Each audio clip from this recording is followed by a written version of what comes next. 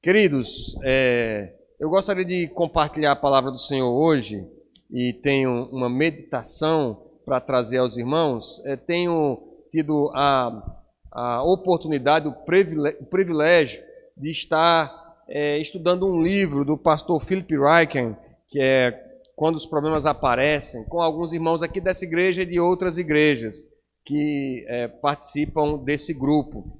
E tem sido uma bênção. E essa semana nós estudamos sobre o sofrimento de Maria, mãe de Jesus. Né? A gente vê o sofrimento na perspectiva de vários personagens bíblicos, o sofrimento que Davi passou, o sofrimento na perspectiva de Elias, de Jeremias, e essa semana nós vimos ali o sofrimento de Maria, que é uma coisa que, pelo menos no meio evangélico, no meio católico, até que as pessoas falam, e Maria, eu disse ontem na reunião, é uma personagem que ela é incompreendida. Pelos evangélicos, nós temos o extremo de desprezá-la, de não falar muito dela, até porque a gente é meio vacinado com toda a mariolatria que a gente vê na Igreja Católica Romana. E a Igreja Católica Romana, por outro lado, idolatra a figura de Maria.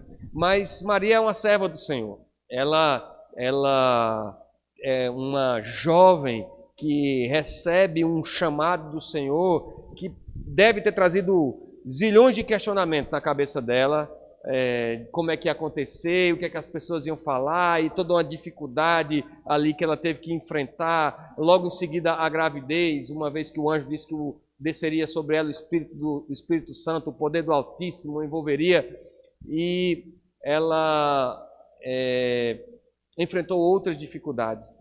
Imagina criar o Salvador dentro de casa e ver esse agora homem, Jesus, depois de tudo que ela ouviu, ela vê ele se desligando da liderança dos pais para cumprir um propósito, que era um chamado de sofrimento, de sacrifício na cruz. Ver o seu filho sendo humilhado e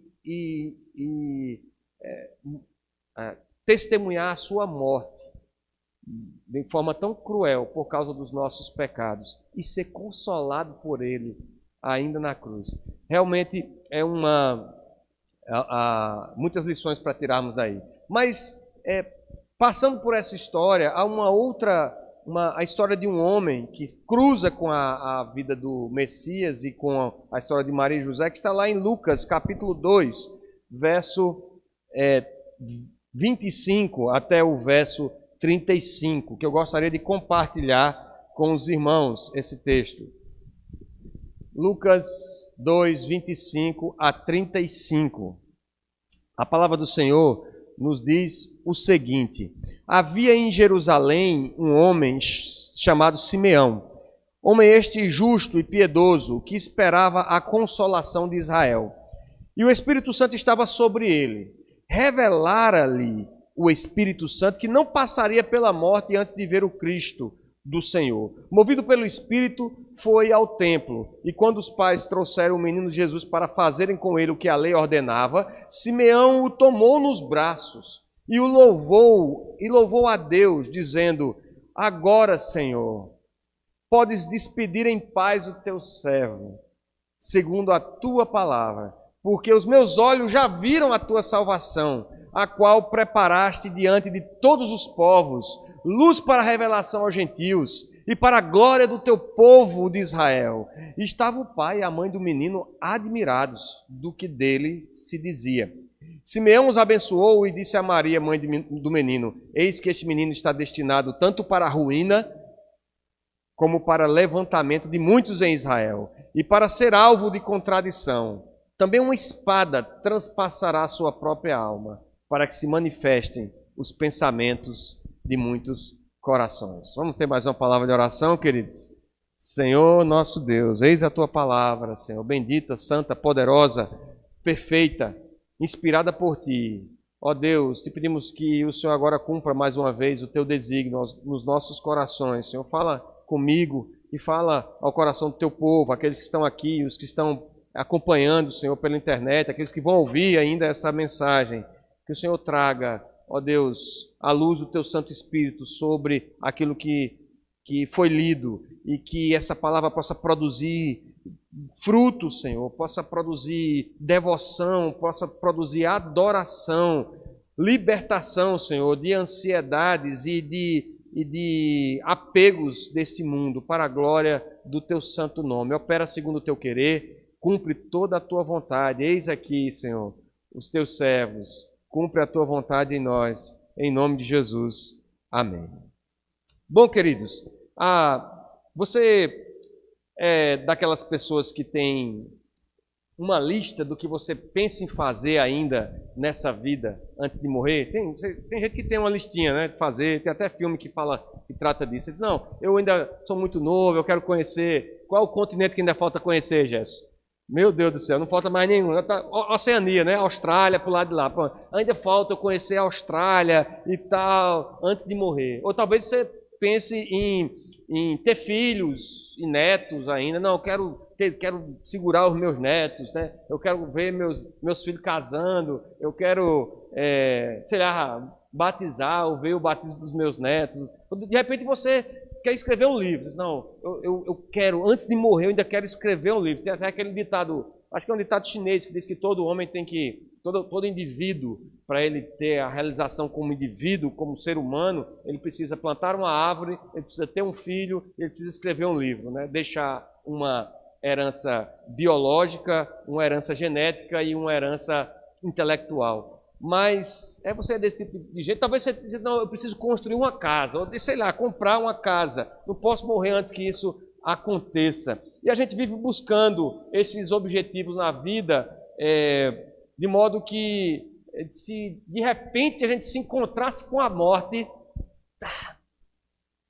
a gente ia hesitar e dizer assim, olha, peraí, não está no tempo, ainda falta alguma coisa, ainda falta realizar algumas coisas nessa vida. Tem alguns filmes que retratam isso, né? Eu lembro que outro dia eu assisti com os meninos o filme do Gato de Botas, o desenho do Gato de Botas, e ele se encontra com a morte, o Gato de Botas, porque ele gastou todas as vidas dele, e a morte diz, agora chegou a sua hora. E ele fica correndo, tentando fugir da morte. O Encontro Marcado, botaram o Brad Pitt para fazer o papel da morte. Olha só que morte elegante, elegantérrima. E colocaram o Brad Pittzão lá, chegando para Anthony Hopkins para chamar ele para morrer, e ele tem algumas coisas que ele tem que fazer em casa para poder seguir com a morte. No final acaba que a morte acaba desistindo de levá-lo, né?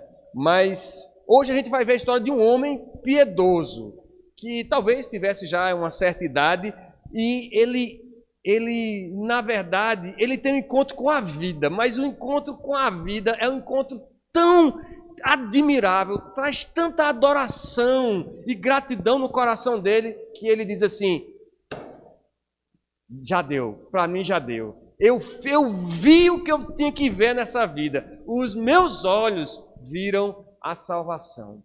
Despede em paz o teu servo. Essa canção de Simeão é conhecida por causa da versão na Vulgata Latina, em latim, Nunc dimittis, que é exatamente essa palavra, despede em paz. E é uma frase que talvez a gente precise colocar no nosso vocabulário. Então a ideia de hoje, da gente conversar aqui, meditar sobre esse texto, é de falar exatamente que, primeiro, o Senhor preserva o seu povo, e é isso que a gente vai ver inicialmente, e de que o seu povo vive ou deve viver plenamente satisfeito, realizado com a presença de Cristo na sua vida, com a presença do Senhor na sua vida, ainda que esse chamado implique em sofrimento, ainda que esse chamado implique em passar por problemas. Então vamos ver esses três pontos dessa ideia central do texto aqui. Primeiro, o Senhor preserva o seu povo. Veja que nós estamos aqui, esse momento é o momento Jesus nasceu, ele tem pouco tempo de vida aqui, ele depois de algum tempo de nascido, o filho era trazido para ser consagrado no templo e se trazia uma oferta, um sacrifício. Vocês podem ver nos versículos anteriores, foi isso que Maria e José foram fazer aqui. Eles têm todo Lucas narra a anunciação do nascimento de Cristo, a visita de Maria lá a Isabel, e eles acabam tendo que ir até Belém, na verdade, e lá ele nasce em Belém. Essa passagem para Belém, quem narra, salvo engano, é o próprio Mateus, e os pastores chegam lá depois do nascimento de Jesus, porque os anjos anunciam aos pastores esse nascimento, e depois que Jesus nasce, ele é circuncidado conforme o costume em Israel, conforme a lei do Senhor, e o casal vai ali, por ser o primogênito, ali o seu filho, trazer essa oferta. Por ser um casal aparentemente muito humilde, muito simples, eles levam o que aqueles que não tinham nada para oferecem, que é um par de rolas ou 2 pombinhos. É isso que está aí no versículo 24, o versículo anterior ao que nós lemos. E nesse momento que eles vão para o templo fazer essa oferta de gratidão, de louvor, de adoração ao Senhor, de consagração do seu filho, esse homem, que era um homem que, diz a palavra do Senhor no versículo 25, era um homem chamado Simeão, um homem justo e piedoso, que esperava a consolação de Israel. Mesmo no meio de uma geração que nós vamos ver pela descrição do Evangelho, uma geração que era uma geração apóstata, uma geração que queria apenas ver sinais, desfrutar dos sinais que Jesus fazia, uma geração cuja a religião havia se degenerado em moralismo, em regras, apenas regras a serem observadas, sem a perspectiva da salvação em Deus, sem o reconhecimento do Messias. Uma geração que estava entregue ao pecado. Mesmo nesse caso, Deus preserva um remanescente. Deus preserva pessoas que podem ser chamadas de justas e piedosas, que esperavam a consolação de Israel. Mesmo onde há declínio moral, o Senhor preserva o seu povo. O Senhor sempre preservou o seu povo. Ele sempre preservou um povo santo, desde o início, mesmo quando não parecia haver mais esperança. Um outro personagem que nós estudamos foi Elias. E Elias profetiza no tempo em Israel, em que o povo todo está adorando Baal e Azera, os deuses lá da Fenícia, por causa da influência daquela megera que é Jezabel, a esposa de Acabe. O irmão Everaldo está rindo, mas era. Tem criatura mais terrível, mulher mais idólatra e má na descrição ali da história de Israel do que Jezabel. E Jezabel tinha uma influência muito grande, ela sustentava esses profetas de Baal, tal, e nesse desmantelo todo está ali Elias. Ele vence os profetas de Baal no Monte Carmelo, naquele desafio maravilhoso, fogo descendo do céu, queimando a oferta, queimando as pedras e tudo mais. E depois disso tudo, quem sabe agora Acabe e Jezabel se convertem e dizem assim: realmente Jeová é Deus, Javé é Deus. E quando Elias vai ao encontro de Acabe e Jezabel, o que ele escuta é uma ameaça de morte. Jezabel disse assim: façam-me os deuses o que aprover, se amanhã eu não fizer a mesma coisa com você do que aconteceu com os profetas de Baal. Ela está revoltada. E agora Elias está ameaçado de morte. E Elias passa por um momento de angústia, de depressão. E ele chega a dizer ao Senhor: Senhor, basta, toma minha vida, porque eu não sou melhor do que meus pais. E o Senhor mostra a Elias que ele não está sozinho. Que diz a palavra do Senhor lá em 1 Reis 19, 18: também concevei em Israel 7.000, todos os joelhos que não se dobraram a Baal e toda a boca que não o beijou. Elias não estava sozinho, porque Deus preserva o seu povo. Deus tem um povo eleito e escolhido que Ele cuida e que Ele preserva. Mesmo quando tudo parece que está fora do lugar, mesmo quando tudo parece que vai se desmantelar, o Senhor preserva. Preservou o povo mesmo quando foi para o exílio, por causa dos seus pecados. Deus levanta Daniel, os seus amigos, e Deus preserva o seu remanescente fiel. Preservou a igreja durante perseguição.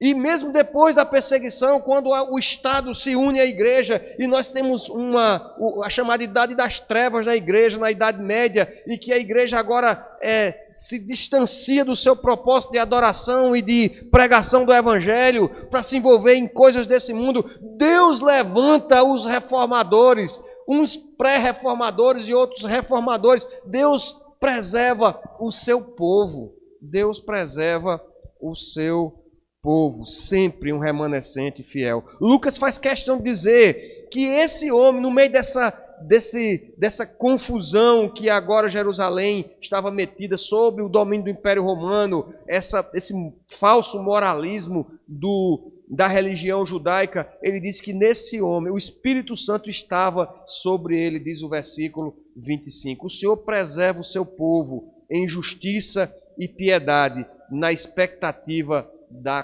consolação. Imagine se todas as promessas estivessem cumpridas já. Imagine que não tivesse mais nenhuma promessa da palavra de Deus para se cumprir. Todas elas tivessem se cumprido no passado.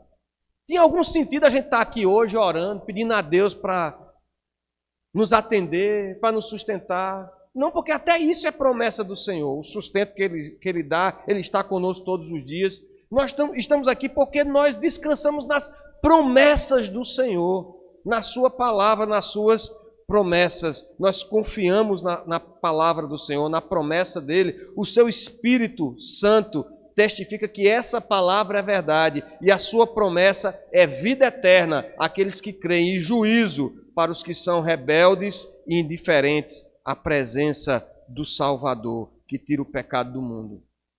Glória e restauração na presença do Senhor, pelos séculos dos séculos, aqueles que creem. O Senhor preserva esse remanescente, o Senhor preserva aqueles que esperam na consolação de Israel. Aqui nós estivemos pregando domingo sobre a ceia do Senhor. Foi uma longa pregação, foi uma longa jornada, pastor. Mais de 1h10, foi o recorde, E um dos significados da ceia do Senhor, dessa renovação pactual, de aliança que nós fazemos, quando nós comemos e bebemos, é que nós esperamos e fazemos isso até que Ele venha, na expectativa de seu retorno, dele vir nos buscar. E a verdade é que nós devemos viver nessa expectativa. Você tem vivido nessa expectativa? Você tem vivido a cada dia nessa expectativa, dizendo: Maranata, Senhor, eu tenho muitos negócios, eu tenho muitas coisas para fazer, eu tenho muito trabalho, eu tenho uns filhos para criar, eu tenho gente para casar dentro de casa, mas, Senhor, Maranata, vem, Senhor Jesus. Eu espero na consolação do Senhor. Senhor, me preserva até este dia. Eu tenho vivido nessa expectativa, essa expectativa do retorno do Senhor. Vem, Senhor Jesus. O Senhor preserva o seu povo, dirigindo pela sua infinita misericórdia e bondade. Veja que o Espírito Santo, ele não só estava sobre Simeão, o versículo 26 diz assim: revelara-lhe o Espírito Santo que não passaria pela morte antes de ver o Cristo do Senhor. Movido pelo Espírito, diz o verso 27, foi ao templo, e quando os pais trouxeram o menino Jesus para fazerem com ele o que a lei ordenava, o que nós lemos lá no verso 24, Simeão o tomou nos braços e louvou a Deus. Então, no caso de Simeão, o Espírito Santo revelou que não morreria antes de ver o Cristo.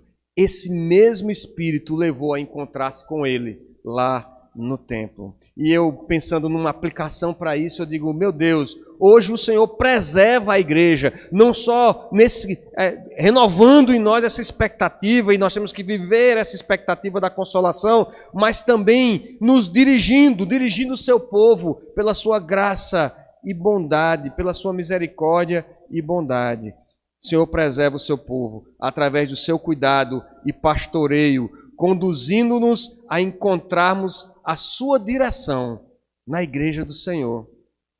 Que não é este prédio aqui, não é a igreja do Catolé, mas é a comunhão dos santos em Cristo Jesus, que Ele chamou e redimiu com o sangue precioso do unigênito Filho de Deus, através do qual nós estamos unidos e esperamos a sua manifestação no derradeiro dia. Você tem buscado essa direção de Deus? Você tem buscado essa direção na obra e no serviço do Senhor? Está integrado com o corpo de Cristo?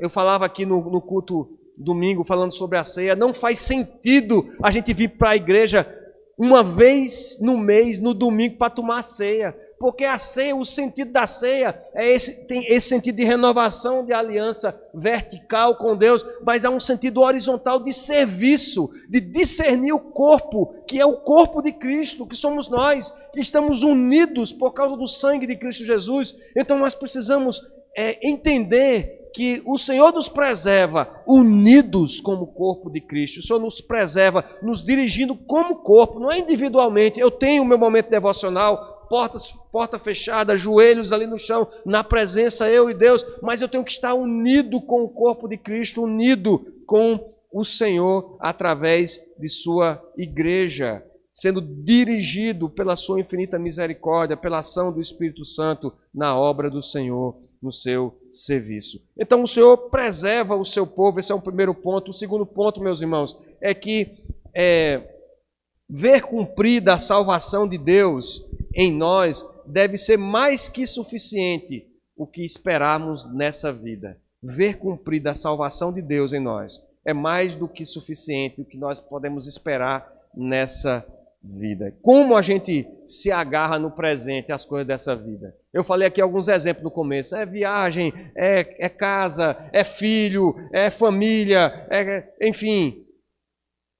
Nós nos agarramos a muitas coisas nessa vida, como se a nossa vida se limitasse a família, a bens, a conforto e ao que pudermos gozar aqui. E não há nada de errado nessas coisas, tá, meus irmãos? Não há pecado em viajar, em ter família, em pensar em construir uma casa, mas precisamos cuidar do nosso coração. Olhando para o exemplo de Simeão, entender que o melhor que nós podemos encontrar nessa vida é estar com Jesus. Todas essas outras coisas são coisas boas, mas estar com Jesus é o melhor. Se você está na presença de Jesus, você já tem o melhor dessa vida. Agora despede o teu servo em paz, porque meus olhos viram a salvação, o Senhor.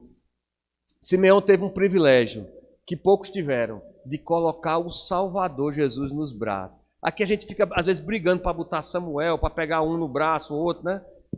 Mas Simeão pegou a Jesus de Nazaré, ele pegou nos braços, ele viu. Eu fico pensando, tá Maria e José lá, um menino no templo, e esse homem chega, ela não sei se conhece ele pega o menino nos braços e diz assim: agora os meus olhos viram a salvação. Ele teve esse privilégio, mas queridos, da nossa parte, se Simeão teve o privilégio de colocar o Salvador nos braços, o nosso privilégio é que a nossa vida deve ser vivida na satisfação plena de estar nos braços de Jesus. O nosso privilégio é outro, é de estar nos braços dele.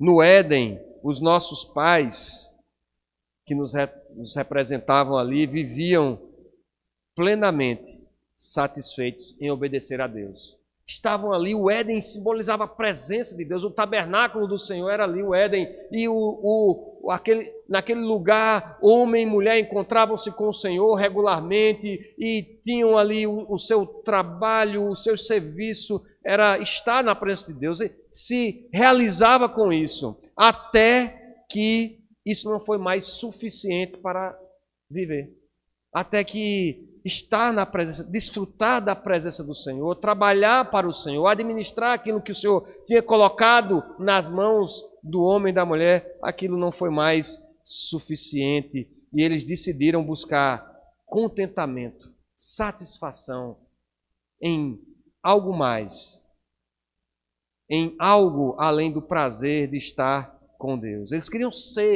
conhecer como Deus, ser seu próprio Deus, ouviram a voz da serpente, e desde então nós temos procurado, tateando no escuro, a satisfação, o prazer na vida, nas coisas, nas pessoas, sempre desejando, incapazes de satisfazer esse vazio do nosso coração, porque o nosso contentamento, o nosso prazer, nós só encontramos plena satisfação em Deus, que foi para isso que Ele nos criou. Diz o Catecismo Maior na sua primeira pergunta que o propósito do homem é adorar a Deus e gozá-lo perpetuamente. É nisso que nós encontramos plena satisfação, plena realização. Nós cantamos até aqui no louvor. Não, nem conhecia esse cântico, viu, Timóteo? Mas ainda que a gente não tenha combinado, é esse o canto. Não há nada melhor que meu Deus. É isso que diz a letra lá. Não há nada melhor que meu Deus. É nisso que nós encontramos satisfação.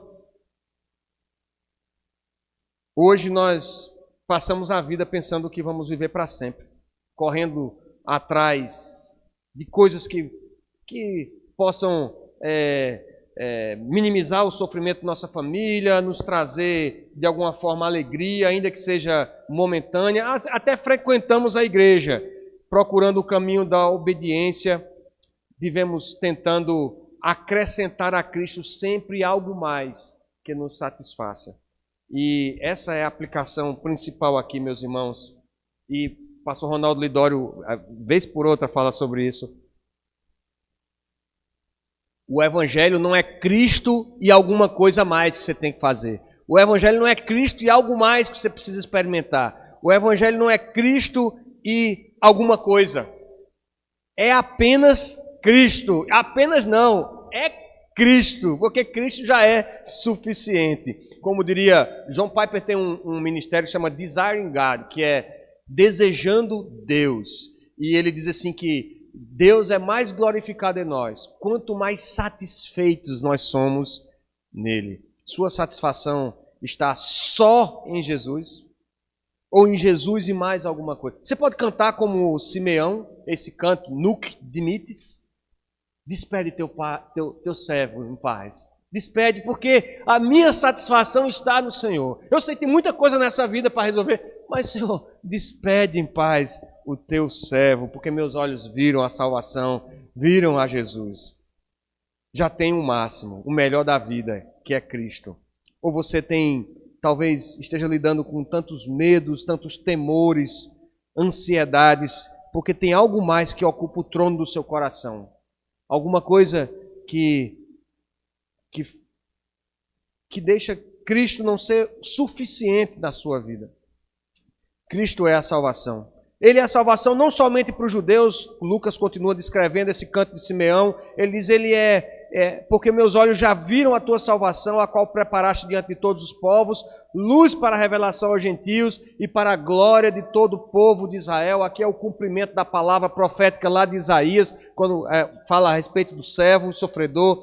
Isaías 42:6. Eu, o Senhor, te chamei em justiça, tomar-te-ei pela mão, te guardarei, te farei mediador da aliança com o povo e luz para os gentios, para abrir os olhos aos cegos, para tirar da prisão o cativo, do cárcere, os que jazem em trevas. O próprio Jesus, lá em João capítulo 8, verso 12, diz assim, Jesus disse-lhes de novo, eu sou a luz do mundo, quem me segue não andará nas trevas, pelo contrário, terá a luz da vida. Ele é a luz que ilumina a nossa vida. Jesus é a luz que ilumina a nossa vida e aponta para a glória eterna. Meus irmãos, por fim, o cântico de Simeão, Simeão nos ensina, que a palavra do Senhor nos ensina através do exemplo de Simeão, que ruína, levantamento, contradição, sofrimento fazem parte da caminhada do Messias. Que bênção conhecer a Jesus! Simeão pega ele nos braços e diz assim, é uma bênção, meus olhos viram a glória do Senhor, meus olhos viram a salvação. Que bênção, é uma bênção de fato. Uma bênção que torna todas as outras coisas supérfluas, como diz o apóstolo Paulo, escrevendo lá aos Filipenses. Eu considero tudo refúgio, é tudo supérfluo, é tudo como se eu já tivesse o principal, é tudo refúgio, por causa da sublimidade de Cristo. Isso aí, isso não chega nem próximo da importância de Cristo. De fato, é uma bênção, mas não é um caminho fácil, um caminho sem sofrimento. O próprio Jesus diz aqui, Simeão, profeticamente, ele está destinado tanto para a ruína como para levantamento de muitos. Ruína porque confrontados com a graça, confrontados com a realidade de que ele é o Filho de Deus, muitos vão dar as costas. Muitos vão ser indiferentes ao fato de Jesus ser o Cristo. E por isso vão experimentar ruína e perdição.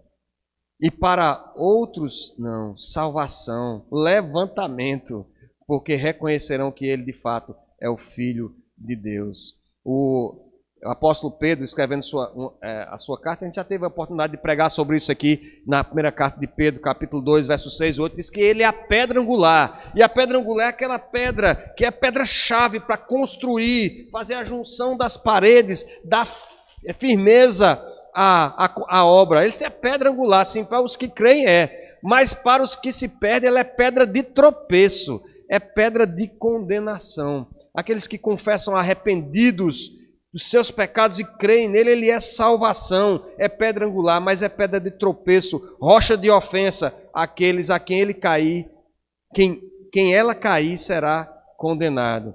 Diante dele não há criatura que não seja revelada, não há soberba e arrogância, motivações sombrias que não sejam desmascaradas, e todo aquele que confia nos seus próprios méritos e nas suas obras são, por assim dizer, seus próprios deuses e salvadores, eles serão condenados por não terem crido unicamente em Jesus. Spurgeon, sobre esse texto, ele enxerga aqui uma aplicação que todo homem, ao se deparar com o Evangelho, ele enfrenta ruína, porque ele tem que se dobrar diante da sua miséria, se envergonhar diante do Senhor, pedir perdão pelos seus pecados e se arrepender. E ele enfrenta levantamento, porque uma vez perdoados os seus pecados, ele é agora herdeiro com Cristo. Co-herdeiro com Cristo.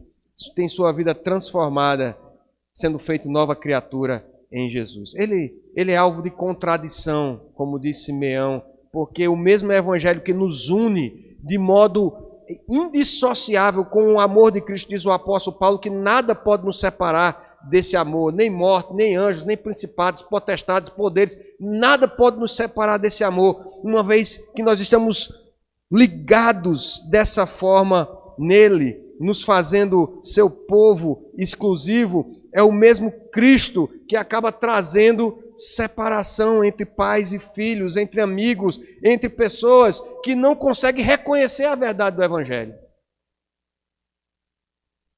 A própria Maria, a palavra aqui direcionada a ela, uma espada transpassará a sua alma. Maria vai enfrentar sofrimentos ao ver em vários, o Philip Ryken, no seu livro, ele narra vários instantes em que ele enxerga sofrimento por parte de Maria. Ela tenta trazer seu filho de volta com os irmãos, porque as pessoas estão comentando, algumas pessoas estão seguindo, outras estão chamando ele de louco, e ela começa a ficar preocupada com o filho, e ela vai lá, tenta chamar ele, não consegue nem chegar perto, porque tem tanta gente lá, e as pessoas chegam para Jesus e dizem: só tua mãe e teus filhos, teus irmãos estão lá fora. E eu fico imaginando que ele olha de longe assim: Maria está lá longe. Ele diz assim: quem é minha mãe e meus irmãos? Todo aquele que faz a vontade do meu Pai, essa é minha mãe e meus irmãos. E o Philip Ryken diz: isso é outra espada no coração de Maria. E até o momento da cruz, em que ela vê o seu filho agonizando ali e recebendo a culpa e o peso dos nossos pecados, porque ele em si não tinha pecado algum, recebe humilhação de uma coroa de espinhos, a humilhação de guardas ali, colocando um manto escarlate e fazendo passar por vexame público, esbofeteado, chicoteado, e aquela mulher vendo todo esse sofrimento, mas em vez dela consolar o Salvador, ela é que é consolada por ele. Na cruz do Calvário, nem o peso dos nossos pecados e da nossa culpa foi suficiente para que ele não cuidasse dela ali. E ele olha para ela e diz: mulher, eis aí o teu filho. João, o apóstolo amado, está do lado dela. Ele disse: João, olha, eis aí a tua mãe. Porque o Senhor tem cuidado de nós. Se Ele na cruz do Calvário teve esse cuidado, imagine agora assentado, ressurreto, transformado, glorificado, sentado à destra do Deus Pai Todo-Poderoso, recebendo o nome que está acima de todo nome, no qual todos nós nos curvaremos um dia. Será que agora não tem muito mais poder e não está demonstrado esse amor por nós, esse cuidado? Sim, meus irmãos. O Senhor preserva o seu povo, o Senhor cuida desse povo. O Senhor nos ama de fato. E para finalizar, queridos, eu digo, se você está enfrentando lutas e sofrimento em sua vida, se você talvez está tão aperreado que está até questionando de fato, será que essa caminhada eu estou fazendo a coisa certa? Será que... E começou de repente a pensar em várias outras coisas que você tem que fazer, Jesus não é mais suficiente para você.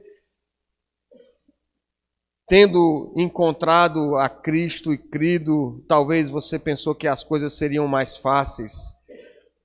Busque a satisfação nele. Busque a satisfação somente em Cristo. Seu contentamento, a sua satisfação na presença dele. Em oração, como estamos fazendo aqui. Buscar a presença dele, porque ele nos traz plena satisfação. Na sua palavra, que é através dela que o seu Espírito Santo fala ao nosso coração, renovando as nossas forças, o nosso vigor espiritual, na comunhão dos santos, no serviço, no reino, no serviço aos irmãos, onde ele está presente através do seu Espírito Santo. Não desanime. O mundo é cheio de aflições e lutas, mas ele venceu o mundo. Se mesmo na cruz do Calvário, sob forte dor e tamanho sofrimento, carregando sobre si o nosso pecado e culpa, por essa nossa mania de querermos viver sem Ele, Ele foi capaz de cuidar, muito mais agora, ressurreto dentre os mortos, assentado à destra do Pai Todo-Poderoso. O nosso bom pastor também não nos conduzirá em triunfo até o glorioso dia, em que não mais seremos tentados a acrescentar coisa alguma à nossa vida. O Cordeiro é e será para sempre a razão da nossa plena satisfação. Que Ele nos despeça em paz, para a glória do seu santo nome. Amém? Vamos orar mais uma vez, queridos? Senhor nosso Deus, muito obrigado, Pai, pela Tua palavra. Pai, nós precisamos nos curvar diante de Ti, Senhor. Temos acrescentado tanto e tanto, Senhor, a pessoa de Cristo nos nossos corações e na nossa vida, e de modo que nossa vida tem sido marcada por preocupações e por contendas e por ansiedades tantas, Senhor, porque temos buscado, além de Cristo, outras coisas, Senhor, para nos dar realização para que a nossa alegria, Senhor, a nossa satisfação nesse mundo dependa dessas coisas. Tem compaixão de nós, tem misericórdia, Senhor. Tem misericórdia, Senhor. Ajuda-nos, ó Deus, a nossa falta de fé, na nossa estupidez, Senhor, a enxergarmos somente a Cristo como o propósito da nossa vida. A nossa salvação, Senhor, como estando apenas nele e mais nada. Perdoa, pois, o nosso pecado, Senhor. Recebe a nossa súplica nessa noite. Concede-nos a bênção, Senhor, do gozo da Tua presença a cada dia, na oração, na palavra, na comunhão com os irmãos, para a glória do Teu nome, Senhor. Possamos ver esse dia e ansiar por ele, o dia glorioso do Senhor que o Senhor virá nos buscar. Maranata, Senhor. Vem, Senhor. Despede-nos em paz. É assim que nós oramos, agradecidos, em nome de Jesus. Amém.